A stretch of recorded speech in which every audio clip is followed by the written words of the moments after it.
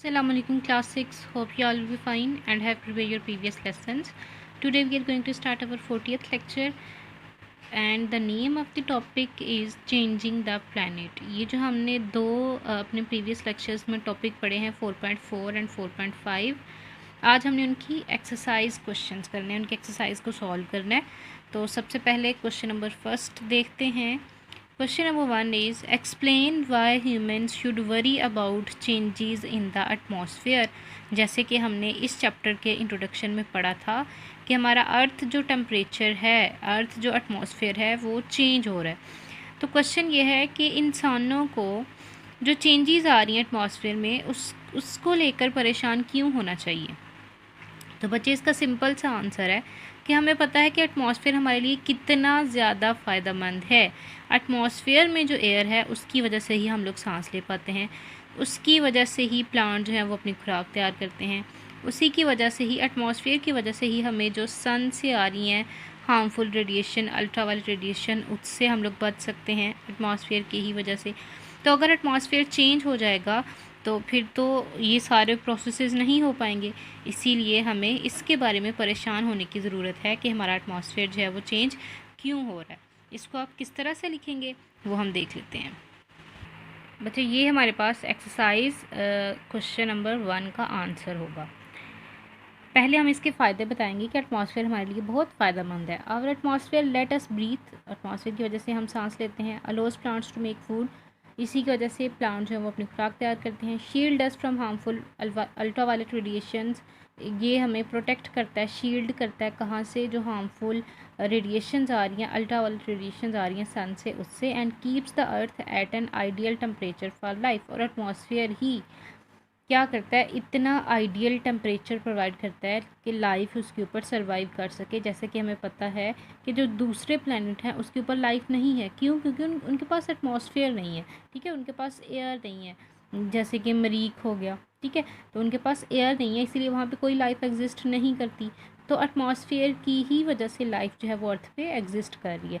Changing our atmosphere could damage life on earth, तो अगर atmosphere change हो गया तो इससे क्या हो सकता है, it could damage life on अर्थ, ये जो अर्थ पे लाइफ है उसको क्या कर सकता है, नुकसान पहुंचा सकता है, डैमेज कर सकता है। That's why human should worry about changing in the atmosphere. इसीलिए एटमॉस्फेयर में अगर चेंज हो रही है तो इंसानों को उसके बारे में परेशान होना चाहिए, सोचना चाहिए कि ऐसा क्यों हो रहा है। Now move toward the question number 2। Question number 2, question number 3 हम लोग नहीं करेंगे। उसके बाद क्वेश्चन नंबर 4 देख लेते हैं। Scientist think we should try to stop carbon dioxide level rising, why do they think this.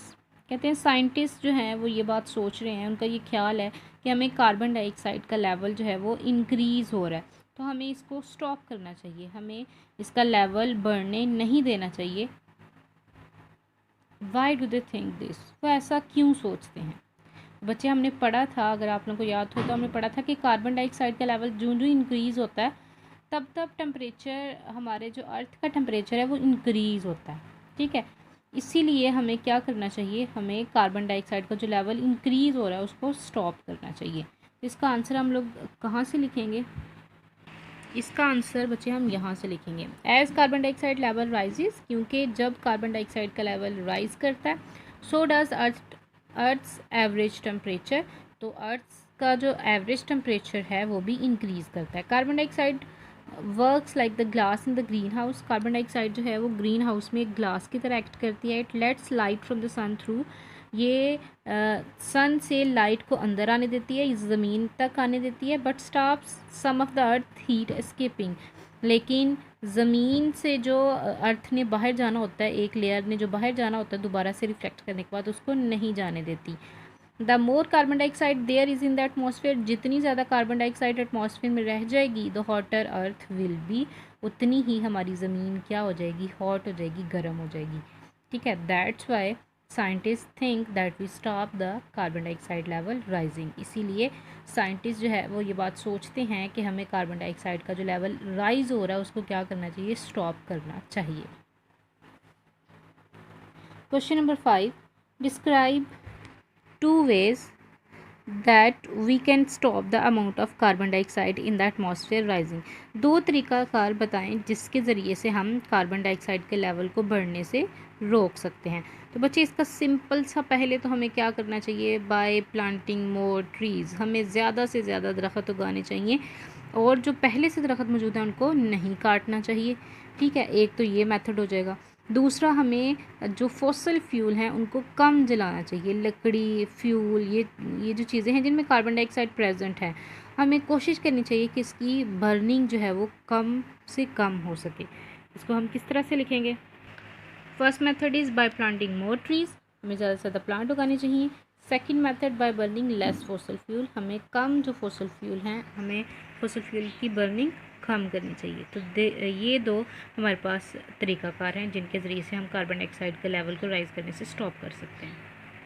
Question number 6, how could clouds and mirrors be use to stop earth getting warmer. हमने यहाँ पे पढ़ा था कि किसकी वजह से, मिरर्स और क्लाउड्स की वजह से भी हम क्या कर सकते हैं, हमारी ज़मीन को वार्मर होने से यानी कि गर्म होने से बचा सकते हैं। तो इस तरह इससे ये किस तरह से पॉसिबल है कि हम क्लाउड से और मिरर से जो है वो अपनी ज़मीन को गर्म होने से बचा सकते हैं। तो बच्चे, क्लाउड की वजह से भी, जो हमें पता है कि जब क्लाउड हों, जब बादल बने हुए हों, तो तब भी सूरज की रोशनी कम आती है ज़मीन पे। ठीक हो गया। इसके अलावा जब मिरर होंगे, मिरर क्या करते हैं, लाइट को रिफ्लेक्ट करते हैं, तो इसकी वजह से हीट को रिफ्लेक्ट करेंगे। जो सन लाइट आएगी, जो सन से रेज़ आएंगी, मिरर के साथ टकरा के दोबारा से वापस चली जाएंगी इसके पास, सूरज के पास। तो इनसे क्या होगा, जो जो रेडिएशंस कम आएंगी सन की ज़मीन पे, तो ज़मीन भी हमारी कम क्या होगी, गर्म होगी। तो इनकी वजह से हम क्या कर सकते हैं, अपनी ज़मीन को ज़्यादा गर्म होने से बचा सकते हैं। इसको आप लोग किस तरह से लिखेंगे? इस क्वेश्चन का आंसर हम इस तरह से करेंगे, clouds reduce the amount of sunlight reaching the अर्थ, कि क्लाउड्स, बादलों की वजह से कम हो जाता है क्या, अमाउंट ऑफ सनलाइट, सूरज की रोशनी, रीचिंग द अर्थ, जो कि ज़मीन पे आ रही है। And mirrors reflect sunlight away from the earth, और मिरर क्या करते हैं, रिफ्लेक्ट कर देते हैं सनलाइट को। Less sunlight reaching the earth, जितनी कम सनलाइट ज़मीन पे पड़ेगी, means there is less heat to be trapped by the carbon dioxide, तो उतनी ही कम हीट जो है वो कार्बन डाइऑक्साइड क्या कर सकेगी, ट्रैप कर सकेगी। तो कार्बन डाइऑक्साइड जितनी हीट कम ट्रैप करेगी, उतनी ही हमारी ज़मीन जो है वो कम गर्म होगी। Next chapter is 4.5 preventing extinction. तो इसके एक्सरसाइज क्वेश्चन भी कर लेते हैं। Question number 1, describe 3 things that can make an animal extinct. एक एनिमल जो है वो एक्सटिंक्ट कब हो जाता है, नापेद कब हो जाता है, इसके लिए हमें 3 चीज़ें बतानी हैं। तो इसका आंसर हम किस तरह से लिखेंगे, extinction is caused by animals dying faster than they can reproduce.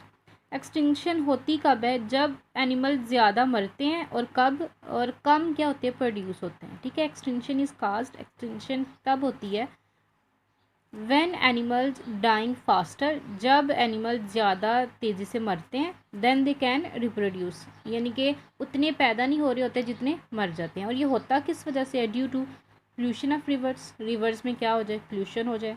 Second one, killing by poachers, poachers है वो एनिमल्स को किल कर दें। Third one, destruction of habitat, habitat की डिस्ट्रिक्शन हो जाए, जो है वो जंगलों को काटना शुरू कर दें हम रोड बनाने के लिए, बिल्डिंग वगैरह बनाने के लिए, तो इससे भी क्या हो जाती है, एनिमल्स की एक्सटिंक्शन हो जाती है। तो 3 मेथड्स उन्होंने पूछे हुए थे, 3 मेथड्स आप लिख सकते हैं, due to pollution of river, killing by poachers, destruction of habitat. Question number 2 is, how can wildlife sanctuaries help save animals from extinction. Wildlife sanctuaries जो हैं वो किस तरह से एनिमल को सेव करते हैं, एक्सटिंक्शन से किस तरह से बचाते हैं। तो बच्चे, आपको पता है कि वाइल्ड लाइफ सेंचुरीज क्या थे, स्पेसिफिक एरियाज़ थे जहाँ पे हम इंडेंजर्ड एनिमल्स को रखते थे।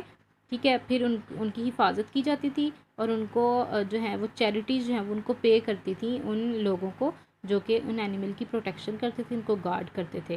ठीक है, तो ये किस तरह से प्रोटेक्ट कर सकती हैं, इसका आंसर कुछ इस तरह से होगा, wildlife sanctuaries protect endangered animals. Wildlife sanctuaries जो हैं वो इंडेंजर्ड एनिमल्स को प्रोटेक्ट करेंगी फ्रॉम पोचर्स, पोचर्स जो शिकार करने वाले होते हैं।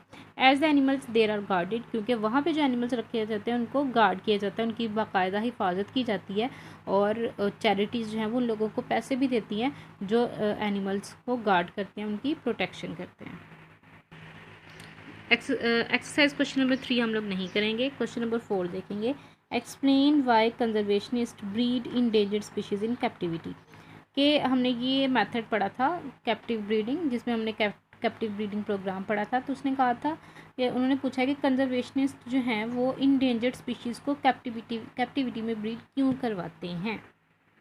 तो इसका आंसर कुछ इस तरह से होगा। ब्रीडिंग स्पीशीज़ इन कैप्टिविटी, जब हम स्पीशीज़ को कैप्टिविटी में ब्रीड कराते हैं, allows the number of individuals of that species to increase in a protected environment. तो फिर क्या होता है, जब वो ब्रीड करते हैं तो वो एक प्रोटेक्टेड इन्वायरमेंट में, ऐसा इन्वायरमेंट जहाँ पे उनको कोई खाने वाला नहीं होता, जहाँ पे कोई भी प्रीडेटर नहीं होता, वहाँ पे वो क्या करते हैं, इंक्रीज़ करते हैं उनका नंबर, उस स्पीशी का नंबर इंक्रीज़ करता है। दीज एनिमल्स कैन बी री इंट्रोड्यूस इंटू द वाइल्ड। फिर हम इन एनिमल्स को दोबारा से क्या कर देते हैं, वाइल्ड जंगल में दोबारा से रख देते हैं, जो उनका ओरिजिनल हैबिटेट होता है, ओरिजिनल होम होता है, वहाँ पे भेज देते हैं। Once their numbers have been increased in, जब उनका नंबर इंक्रीज़ हो जाता है, जब उनके नंबर जो है वो काफ़ी हद तक उनका नंबर इंक्रीज़ हो जाता है, तो हम दोबारा से उनको जंगल में भेज देते हैं। जैसे कि हमने इसकी एग्जांपल पे भी पढ़ा था कि 9 ऑरिक्स बचे थे, जब इनको हमने रिप्रोड्यूस कराया कैप्टिविटी में, तो जब इनका नंबर 200 हो गया तो उनको दोबारा से उनके ओरिजिनल होम में भेज दिया गया। This is all about today's lecture. In questions को अच्छी तरह से याद करें। अल्लाह हाफिज़।